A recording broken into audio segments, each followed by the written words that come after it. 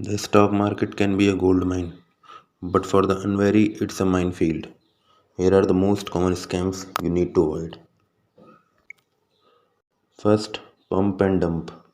Scammers buy cheap stocks, spread fake news to drive the price up, and then sell everything, leaving you with worthless shares. Second, guaranteed returns. In the market, there is no such thing as zero risk. If an investment promises high fixed returns with no downside, it's likely a Ponzi scheme. Third, the social media tipster. Don't trust anonymous groups claiming to have insider information. Always verify brokers through official regulatory databases. Protect your capital, research before you invest, stay sharp and stay safe.